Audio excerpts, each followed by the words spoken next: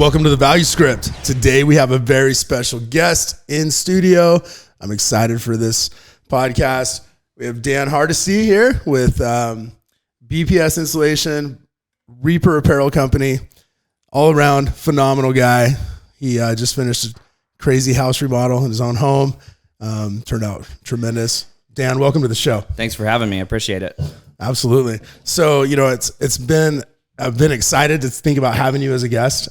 Our families go back as far as I can remember. Yeah. And your older brother Ryan was about a year ahead of me, and your sister Michelle was my age. Oh, okay. Okay, cool. And I didn't even realize that. I have memories of her. And my parents' favorite memory of her was apparently in nursery. She would just steamroll me and take my toys.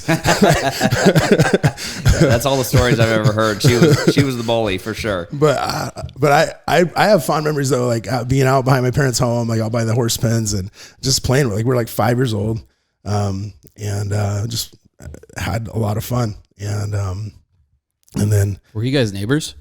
No, our moms were friends. Oh, gotcha. Our moms were friends. So, when your moms are friends, you take the kids with you. And then when you guys are doing whatever moms do, right, the kids are playing, right? And I don't know. I just have some special memories. And it's funny how they've stuck with me because she was almost gone too soon.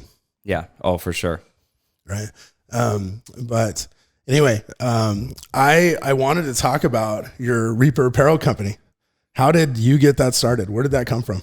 So it kind of started back in 2020. And I remember a really specific moment, and I was sitting in my office and I just had all this anxiety and this fear. And, I think everybody was experiencing a lot of that during the COVID. pandemic. Yeah. Oh yeah. There's all this uncertainty of what's going to happen, what's going to become of the world. And finally I just was like, you know what? I got to get out of my head. I got to figure out how to beat this. I got to get past this anxiety and this fear and worry and depression.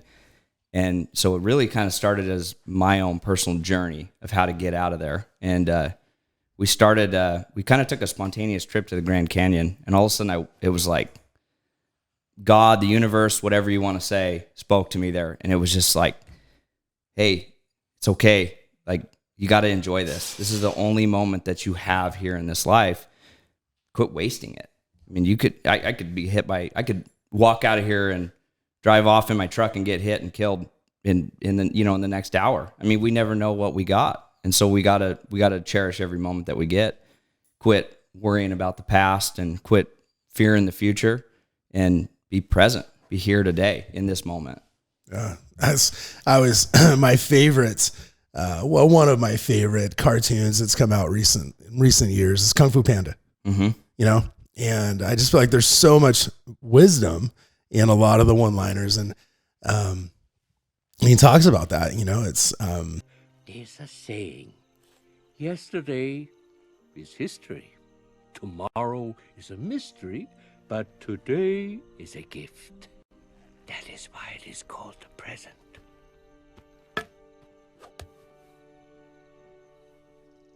Right, and to seize the day. So how did you transition from, so you had paralyzing anxiety, which I can relate to. I think a lot of people can. As I've done this, I've realized that it's not just me. It's a lot of people that are struggling with it and going through the same things I've been going through. Man, in March, I remember March 2020, right around the 15th, right, the second week, third week, everybody's, this is starting to hit full speed, and we're all trying to figure out, what do we do? What does this really mean? And I was on calls with other pediatric dentists. How are you going to practice? How are you going to continue to stay open? How do we make sure that we can continue to find the personal protective equipment we need to be able to deliver care to our patients? Because there was a shortage of it. I actually had to import clinical masks from a contact of mine internationally. It was the only way I could get them. It was the only way I could find N95 masks. Yeah, it was actually imported from China. Yeah. It had to though. We saw the same thing in construction, and I mean, it's not even as necessary as it is for you guys, and we couldn't get them. Yeah. Well, it's pretty. I mean, you guys have to protect your lungs. Yep. right? Yeah. It definitely need it. Well, especially installation. Yes. Right. Yeah. Yeah. Oh man. Yeah. So, I mean, my guys got to where they were wrapping t-shirts around their head and, you know, I mean, they said, well, what are we going to do? I said, I mean, I don't know. We got to work. We got to keep going. So you got to figure something out. I did construction for like 12 years before I got into this. Okay. And it was all sheetrock and stuff. But I remember putting up bats of insulation, and I'd go home, and there was fiberglass in places that I didn't think could get to. Everywhere. Oh my God. I couldn't imagine. Yep. But I didn't. Did you guys do like spray and stuff? We do. Yeah, we do that. We do commercial mostly. So we're doing a lot of like hotels and hospitals and schools and things like that. Big projects. Yeah. Gotcha. Yeah. We during the crash, we had to get away from residential just because it just got too competitive, and there was too much going on there, not enough money. And so we kind of moved into commercial, and I just am a little partial to it because it carried us through. You know? Well, and fun fact, Dan shared with me that he insulated this home. Yep. Yeah, I heard that this morning. That's crazy. This was this Alex that built this one? Yeah. Yeah. Alex Carroll. Yep. Yeah, we did that. I remember doing it. I was on site doing it. So In fact, Seth was working with him at that time. oh yeah, he was. Yep. Yeah, man, that's cool. One of the reasons it's so special for me to have you on here is helping to promote.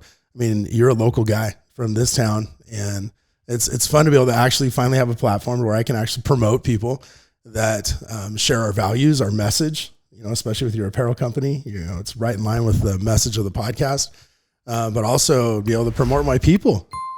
It's a wonderful thing. So how did you transition from, okay, so you had, you know, the highly anxious state, you had your experience with the Grand Canyon. So how did you get traction into converting that into a clothing company? You know, for me, it started out as it was kind of a reminder to myself to when I threw on my shirt and I put on my hat for the day, that was like my reminder, hey, you got to be here. You got to be here today. You can't worry about what's going on tomorrow. You can't worry about the mistakes you made. You got to be in this moment. So it kind of started as a reminder, and had people reach out to me, and it started resonating with people. And so I knew the message was something that was universally shared by a lot of people. And so that's where it began, and it's just evolved over the last 2 years from there. That fly keeps landing on both your mics. Yeah. The fly loves it. Yep. The fly should die. All right, let's cut for a second. Let's knock him out real quick. There you go. You got a good shot. Oh, he's down. Did you get him? Sniper. I'm keeping that on a I'm a fly sniper, dude. Peter's gonna come after me, bro. Chris Kyle of the flies. So how did you pick the Reaper? Like, tell me about that. Because, Yeah. you know, so my understanding is, well, really, first of all, tell me about the mission of your company. Okay, so the mission of my company is just to get people out there, to just stop with the anxiety and realize that we have control over our own lives. And it's up to us to make the changes in our life. So we have two choices. We can sit there and we can let it overtake us and overcome us, or we can start working, do something. I can relate a couple last week, and I talked about this in the most recent episode that we dropped. Was that 12? Yep. And Monday morning, 3:30 in the morning, laying in bed, and I just get crippled with anxiety. And I go into a full body, like profuse full body sweat. I know it might be a little more visual than most people want to see, or think about, but it was a full body sweat. And I just try to roll over and shake it.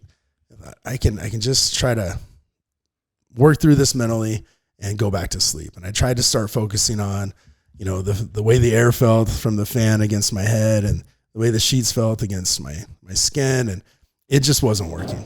And I tried to lay there. And the more I laid there and didn't take action, the worse it got, you know? And so I had to find a way to get control. And I wasn't getting it by not doing. In fact, for me, I don't know how it is for you, but for me, if I don't do anything, that's the worst thing I can do. Absolutely, for my anxiety.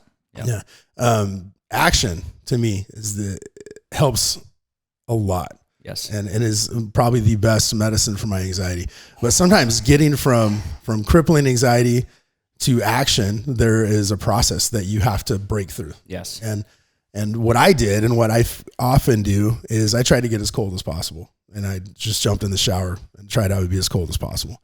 And for me, that helps snap me out of my emotional brain and brings me right back to, you're trying to control your breathing because you're in a fight or flight response. Yes. Because it's so cold. Yes. And there's no room in my brain for emotionality.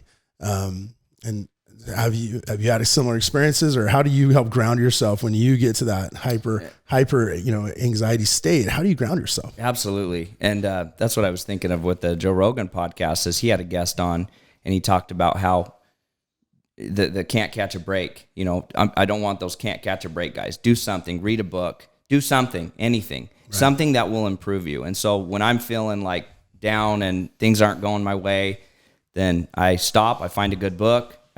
I think about it for 15 minutes. I take a walk, do something to get my mind off of it and to realize that I can change the way that I feel. And when I change the way that I feel, that's when my actions will start displaying that. I appreciate that. And I appreciate how you said take a walk, read a book. It doesn't always have to be a prescription that you've heard that works for somebody else. Exactly. You got to find something that works for you. Yep. Meredith, little known fact, she went through an addiction recovery class and became a certified addiction recovery specialist a few years ago. And one of the things that she learned in that class was to have what they called a flagpole experience. And you got to have that tucked away. Like even if it's like not just anxiety, or if it's depression, or if it's addiction, you're feeling the pull. So like you're losing control of your rational mind, whether it's to whatever impulse. And how do you recapture that? And the flagpole thing was the counselors he recommended he would go and run around his flagpole 10 times, and then he'd come back and that helped ground him. Some people would do 30 push-ups as fast and as intensely as they could. And it made me relate to this statement Tony Robbins had. He said, the fastest way to have a physical state or a mental state change, the fastest way to change your mental state is to change your physical state. Yes. So that, I really appreciate that, that you brought that up. So tell me about the Reaper. Why, it's a beautiful message. It's a beautiful thing. And I don't know that a lot of people associate the Grim Reaper with, hey, this is what I want my mental health outlook to look like. Yep. So it started, my sister Natalie actually kind of came up with it, and I rolled with it. My brother-in-law made the logo, Troy, and he made the logo for me. And what I wanted to, I'm not a very light, feel good type person, but I felt like it's such a heavy message. I wanted to relay it through the lens of death, because I feel like that's so impactful for people, and it wakes people up to say, hey, you could be dead tomorrow. It's time to wake up. It's time to make the change, and it's time to do what you need to do and what you're destined to do here in this life. It's time to wake up and do it. And I think when you shake people like that, it gets a more abrupt response from them. Wow. That's powerful. Like you said, tomorrow's not promised, but also we all know that. We all know tomorrow's not promised, but like you just said, like, hey, get out of your funk today. You might not have tomorrow. Yep. Don't sulk in it today, right? What would you say for those people that don't know how to do that? They know they need to, right? Like me, when I was trying to lay in bed and fight that anxiety, I knew I needed to do something, right? But what if you don't know what to do? I think that's a tough question, and it's a journey, and it's not an overnight journey. It's a process that takes a lot of time, a lot of reflection. I mentioned earlier God. I'm a big believer in God, obviously, and if you're not, I think the universe applies to a lot of the same things, but you have to learn what it means to you. And so if that means you get on Instagram and you watch motivational reels for a little bit, then okay, take that step, do something, get on your knees, take a walk like we talked about. If you go deep in nature, that can be some of the most peaceful, solemn places. And when you get yourself there to that place of neutral, of no worry, no fear, and you're in that moment, I think your heart starts craving that, because we're so wrapped up in the world and in our jobs and what we have to do we love our families, obviously, but what we have to do, our responsibilities, we get so wrapped up in that. Sometimes we forget to reflect on our inside and take care of ourselves. Because when our cup's empty, we don't have anything to give. Right. Mm-hmm. Right. So I'd much rather give less of myself, say no sometimes, And when I do give, it's a much greater amount of giving. That's a powerful thing that you just said. I think I struggle with that. I've seen a lot of people struggle with saying no when you need to say no. It's very, very hard, especially for people you love. It's really hard to say no. But in some ways, saying no at that moment, that is the only thing that gives you the opportunity to say, yes, I can help you later. Mm-hmm. Versus, like you said, trying to spill whatever you have left in your little empty cup, and it just doesn't go far enough. Yes. I found that helped me out a ton because I started a company called Athletes with Anxiety, and learning to say no for myself, because it's been like a 8-year journey for me. Yeah. And just within the last maybe 2 years, I've finally gotten a hold of it, figured out what to do, knowing my Kind of found your message. Yeah, exactly. And but learning to say no was probably the biggest thing, because I was always just, no matter the situation, I would just say yes. And because I wasn't the type of person that I never wanted to let anybody down, but then I had to learn that I needed to take care of myself too. Yeah. And, Absolutely. And people pleasing is part of anxiety, right? And I think we both grew up in a culture that emphasizes service and outward expression of self. And I don't know that there's enough time spent on that message. Perhaps I'm wrong. Tell me your experience there. But I know I would watch people that I love run themselves ragged giving service, yet their own families that sometimes didn't get that same service. Yes. Oh, I totally agree. There's been so many times that you feel like when you're in a church calling, or you feel like you're running yourself ragged, and you're told, well, your family's number one, but service is kind of more important than your family. Yeah. And you feel that way. And They lump that into the God, like God's number Yes. one, then family, then, Yes. and then, yeah. And I really, if we think about it, to me, that's a culture thing. That, I mean, where does it say that we're required to serve over our families? Doesn't. You have to take care of priorities. Now, is service important? Absolutely.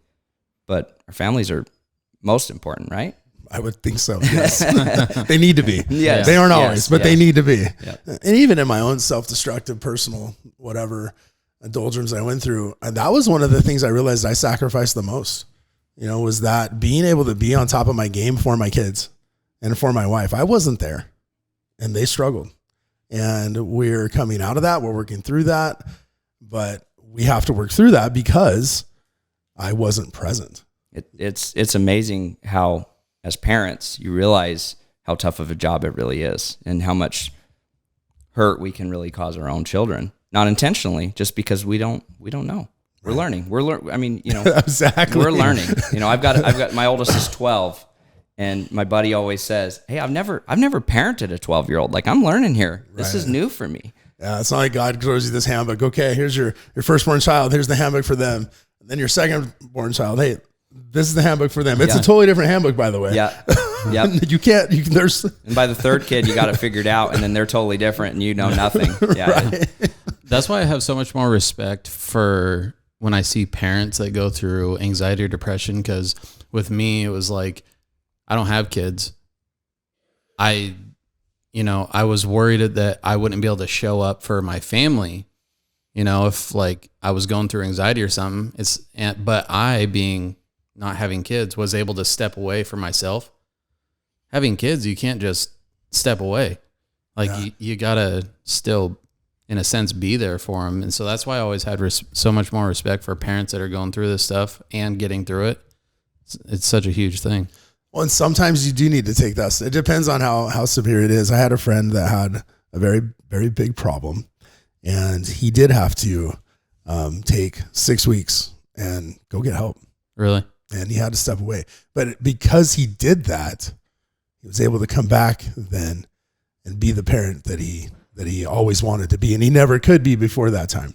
Oh, wow. And so sometimes there are those mandatory breaks that are so important. Yeah. I mean, even if it's you get home and you sit in your vehicle for 15 minutes and just kind of decompress for a minute. Because when you come in, you lost that 15 minutes, but when you come in, you're so much more ready to be the father that you should be. It's funny you say that because that's one of my favorite things to do at the end of the day. Like, get done with a long day, you get home, I just listen to music for like 10, 15 minutes in my car, just decompress like you're saying. Yep. That's what lifts your spirits and gets you ready to go.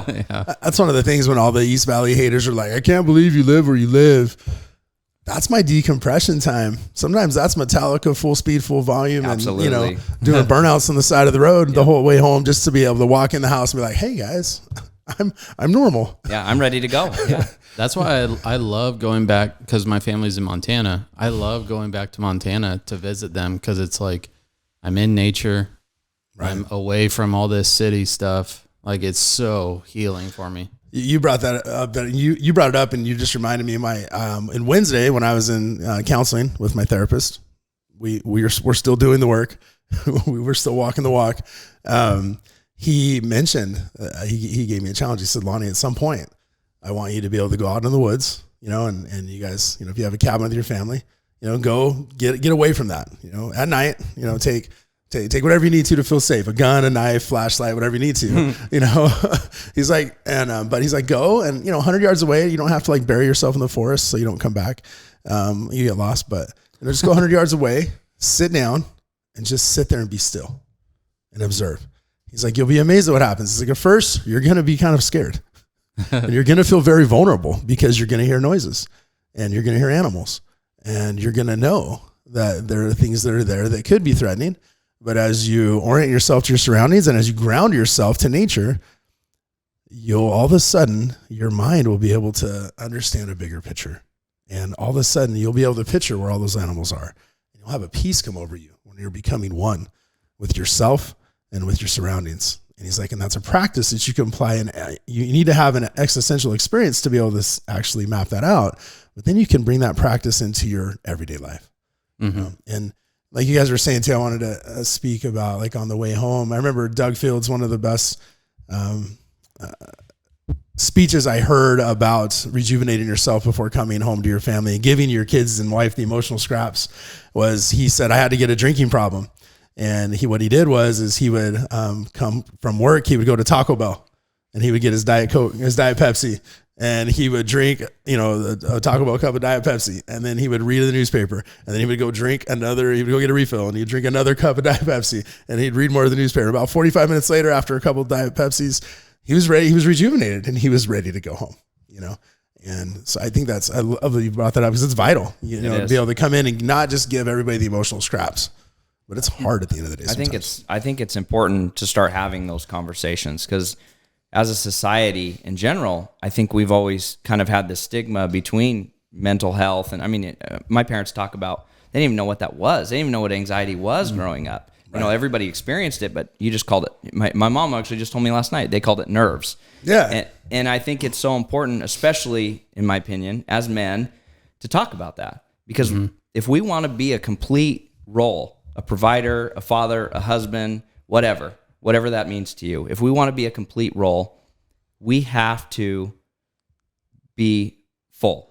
And we got to talk about these situations and not make them not normal. Yeah. It needs we to need be to normalize normal. talking about it. 100%. Thank you. Yeah. Normalize discussing. Normalize having this discussion. Yes. Because for so long growing up, like I didn't want anybody to know I had something wrong with me. Mm-hmm. Oh, you feel like a weirdo. Everybody's gonna think I'm odd and I'm weird. I'm one off. Right. Yeah. Everybody's going. There's like a stigma to it in a sense. Not even that long ago, Dak Prescott. Yes. Quarterback for the Dallas Cowboys. Yes. He came out and said that he had anxiety and dealt with depression. And then the next however long on sports radio shows, they would talk about, this is only a couple years ago, they were saying, oh, the quarterback shouldn't come out and say that. That's just showing that your leader's weak. And then other people would be like, no, he needs to come out and talk about that because we need to get rid of this stigma. So it was like, there's still that little bit of a stigma to it. Right. There is, but in my opinion, it shows your strength. Exactly. When you're willing to be vulnerable. Yeah. And that's what truly helps people. Yeah. And his extreme ownership and his problem and being an actual leader by taking extreme ownership of that allows his players that also feel the same way or similarly to be able to work through their problems too, not just bury them and act like they're not there. Yes. As they're going to be performance impediments. They are not going to, you're not going to be a peak performance if you don't have proper mental health. Mm-hmm. Yeah. Right. And knowing that, and maybe there was another player that was going through it too on the team, but now knowing that one of the biggest things for me was knowing that I wasn't alone. Because for the longest time when I had anxiety, it was like, oh God, I don't know who else is going through this. Yeah. But then once I find out other people, like millions of people are going through it, I'm like, okay, that kind of helps. Right. Yeah, Literally everybody experiences it to some level, some more than others. But. Yeah, So exactly. we're kind of winding down the clock, but before we get to the end, I won't. Excuse me, you cut that. All right. How did you? I'll keep it. You mentioned you probably will. You kept my snorting from clearing my nose anyway. My best friend of me, Justin, the producer of my podcast. All right. You mentioned you just started getting traction recently in your apparel company. What was the force behind the breakthrough? Really, it was I took on a marketing team that helped me do the things that I'm not doing well, and I realized, sometimes as a small business owner, you think you have to do everything yourself. And why is that though? Because nobody's going to do it the way that you want it done, or that you're going to do it. You got to have control over it. Nobody loves your baby like you love your baby. Exactly. Right. And once you back up and realize that, like, hey, I'm doing a few of these things at maybe like a 4 or 5 out of a 10, and I could probably hire somebody that could do it more like an 8 or a 9 and do a better job than I could, and it's going to go further. And that was kind of a realization for me. And we started taking on ambassadors, and that started getting the word out. And that's really where I saw my message was resonating with people, because I'd get comments about why they wanted to be an ambassador for the company. And they're talking about, I'm going through divorce, I'm going through this, I'm going through that, all these different heartbreaking life things. And they're looking for change. They're looking for happiness, and they're seeking it anywhere they can find it. Yeah. So you mentioned your ambassador program. Mm-hmm. You want to describe that? What is it? So essentially what an ambassador is when somebody really likes your product, they're willing to, they get a discounts on all your products, and they want to go out and promote your product for you, and they make a commission when other people purchase from them. So it's a lot of social media, Instagram, you'll see that. Use my code, use my link. Yeah. I was just going to ask that. Yep, that's what an ambassador is. Okay. And basically it's the cheapest way to get your word out about what you're offering. Well, and you're using is the wrong word. You have people coming to you that are already passionate about your message. That are your advocates. They're basically saying, hey, we want to promote you. Yeah. Right? And like, well, let's do this together. Yes. And let's find a way to be mutually beneficial in that. Yes. I think for one thing we always wanted to talk about on the value script, we spent a lot of time talking about marriage, my personal journey, but really on our Instagram logo, it's mind, body, soul, empire. And the empire is everything that you're trying to create in your life, including your family, your relationships, your businesses, right? And so I appreciate you bringing this business angle in and talking about that. As small business owners, I think one of the biggest mistakes that we make is trying to do everything, right? And like you were saying, you could do everything maybe at a 4 or 5. But once you were able to say, okay, I can do these 3 tasks or these 5 tasks, and I'm a 10 at this, you farm out the rest. Yes. How do you reliably find people to help you do that, to delegate to? Fiverr. Yeah. Yeah, there's a lot of platforms. There's Fiverr. There's honestly, social media is a wonderful thing. I mean, I had a guy, they actually messaged me and approached me and said, hey, we really like your brand. We want to help you take it to the next level. And that's how it worked for me. Otherwise, I might still kind of be stuck where I was. Yeah. Because it's hard to take that step when it's your baby and you're protective of it, and you don't want people to get the wrong idea about what you're doing. Right. But you can't do it all. No. You can't do it all well. Never, you can try to do it all. Yeah. Like I said, it'll be maybe a 3 or 4 or 5. But if you took 2 or 3 things and did them at a 10 and hire out the rest, you're going to be a lot further ahead. I think that's a powerful message, right? You can't do everything. And I think one of the greatest examples of delegation, well, there's a lot of them at the top of the echelon. But what's the guy's name? The Oracle of Omaha. What's his name? The investor, Warren Buffett. Warren Buffett, he's if you look at how he runs his companies and how he delegates and he's a phenomenal leader, and he's a phenomenal at delegating and creating systems in his companies. And he's one of the most successful businessmen ever because of that. And we don't have to reinvent the wheel. We just got to see who's doing it well and replicate it. Right. That's the most important thing. Very good. Well, I appreciate he brought me some swag today. We're repping the Reaper Apparel Co. This one lost my mind, found my soul. That's awesome. It's about your journey. Find it. Every shirt that I have on the website has a story behind it. It has meaning behind it. And my goal there is for people to resonate with that and take it and apply it to their own life. Very nice. And you can go to Reaper Apparel. I mean, what's your website? ReaperApparelCo.com. ReaperApparelCo.com. Yep. Okay. All right, guys. Go get some great swag. Go support a great cause. And really, I really appreciate you coming on the show today. Thanks for having me. Absolutely. Have you anytime. But I'm so passionate about the message. Original emphasis behind starting the podcast was to reach out to those that are suffering in some way mentally, and whether it's with a mental health issue, which is normal. It's not abnormal, it's normal. And we it's depression, whether it's anxiety, whether it's suicidal thoughts, or whether you're struggling in your relationships. We wanted to give a platform so these people had a voice, and these people knew they weren't alone. And we can speak to these problems and help everybody realize, like, this is, it's not normal to stay stuck, right? Well, it is normal to stay stuck, unfortunately. It's not ideal to stay stuck, right? But there's resources out there. There are ways that you don't have to stay locked in your own mental prison. And I really appreciate the work that you're doing and the movement and the message of we can have positive mental outcomes. Guys, everybody, make sure you go check out ReaperApparelCo.com. Get your great swag, support the movement. And don't forget, we need you to clickety-click. We need you guys to like and share this message. If you found value in what we do, this is only going to keep going if you guys continue to share the message of goodness to your friends and family and everybody that's important to you. We appreciate your listening. Till next time.